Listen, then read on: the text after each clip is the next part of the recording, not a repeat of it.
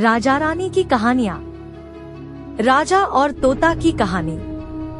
एक समय की बात है, किसी एक राज्य में हरिशंकर नाम का राजा राज करता था। उस राजा के 3 बेटे थे। उसकी ख्वाहिश थी कि वह उसका सबसे काबिल बेटा उसकी राजगद्दी संभाले, लेकिन वह इस बात लेकर संशय में था कि तीनों में से किसे वह अपना राजपाट सौंपे। एक दिन राजा को एक तरकीब सूझी। उसने उसी समय अपने तीनों बेटों को बुलाया और कहा, बेटे, आज मैं तुम सबसे एक सवाल पूछता हूँ। अगर तुम लोगों के सामने एक गुनहगार खड़ा हो तो तुम उसके साथ क्या करोगे? इस पर राजा के पहले बेटे ने कहा, उस अपराधी को सजाए मौत दी जानी चाहिए। वहीं दूसरे बेटे ने कहा, गुनहगार को काल कोठरी में बांध देना चाहिए। जबकि तीसरे बेटे ने कहा, पिताजी, हमें उसे सजा देने से पहले इस बात की जांच करनी चाहिए कि उसने सही में अपराध किया है या नहीं। इस पर राजा के तीसरे बेटे ने सभी को एक कहानी सुनाई। एक राजा था जिसके पास एक बुद्धिमान तोता था। एक बार उस तोता ने महाराज से कहा, मुझे अपने माता और पिताजी के पास जाना है। राजा ने उसकी बात नहीं मानी, लेकिन तोता ने हार नहीं मानी। वह लगातार महाराज से जिद करने लगा कि मुझे माता पिता के पास जाने दे। अंत में राजा ने तोता की बात मान ली और कहा, ठीक है, तुम अपने माता पिता से मिलकर आओ, लेकिन वहाँ ज्यादा दिन नहीं रुकना। राजा ने तोता को केवल 5 दिन की अनुमति दी और कहा, तुम 5 दिन में अपने परिवार वालों से मिलकर लौट आना। इसके बाद तोता 5 दिन के लिए अपने माता पिता के पास चला गया।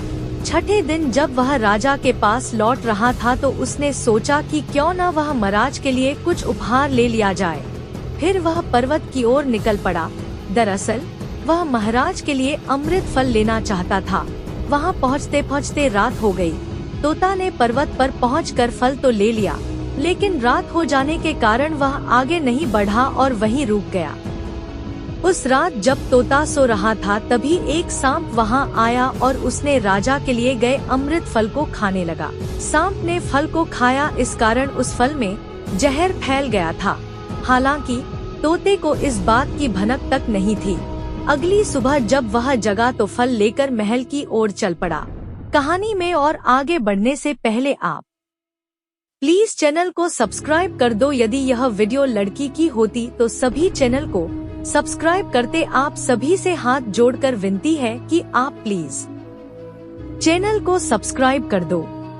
जब वह महल पहुंचा तो खुशी खुशी सीधे राजा के पास गया और कहा, महाराज, मैं आपके लिए यह अमृत फल लेकर आया हूँ। आप इसे खाएंगे तो सदा के लिए अमर हो जाएंगे। यह सुनकर राजा काफी प्रसन्न हुए। उन्होंने तुरंत उस अमृत फल को खाने के लिए मांगा।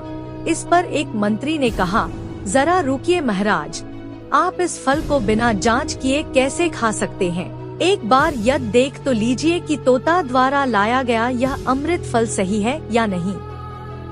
राजा उस मंत्री की बात से सहमत हुआ और कहा कि तुरंत इस फल को एक कुत्ते को खिलाया जाए। राजा का आदेश पाकर सैनिक ने फल का एक टुकड़ा कुत्ते को खिलाया। फल खाते ही कुत्ते की मौत हो गई। यह देख राजा गुस्से से आग बबूला हो गया। उसने क्रोध में आकर तलवार से तोता के सिर को काट दिया, साथ ही फल को फेंकवा दिया। कुछ साल बाद ठीक उसी स्थान पर एक पौधा निकल आया। यह देख राजा को लगा कि यह उसी जहरीले फल का पौधा है। उसने सभी को आदेश दिया कि उस पेड़ का फल कोई नहीं खाएगा। कुछ दिन बाद एक वृद्ध व्यक्ति उस पेड़ के नीचे आराम करने के लिए रुका। उसे भूख भी काफी जोर से लगी थी। उसने उसी पेड़ से फल तोड़ा और खाने लगा। फल खाने के बाद वह बूढ़ा व्यक्ति एकदम से जवान हो गया। राज ने जब यह देखा तो वह आश्चर्यचकित रह गया। उसे समझ आ गया कि वह फल जहरीला नहीं था। उससे बहुत बड़ी गलती हो गई। उसने बिना सच्चाई जाने तोता को मार दिया। इसे लेकर उसे काफी पछतावा भी हुआ। इसके लिए वह मन ही मन खुद को कोसने लगा। इधर तीसरे राजकुमार की कहानी खत्म होने के बाद राजा हरिशंकर ने उसे ही अपना उत्तराधिकारी नियुक्त किया। इसके बाद राज्य में जश्न मनाया गया। कहानी से सीख। इस कहानी से हमें यह सीख मिलती है कि हमें कभी भी बिना जांच किए किसी को सजा नहीं देनी चाहिए। अगर आपको इन कहानी में थोड़ा सा भी मजा आया है तो प्लीज चैनल को सब्सक्राइब कर दो। यदि यह वीडियो लड़की की होती तो सभी चैनल को सब्सक्राइब करते। आप सभी से हाथ जोड़कर विनती है कि आप प्लीज चैनल को सब्सक्राइब कर दे।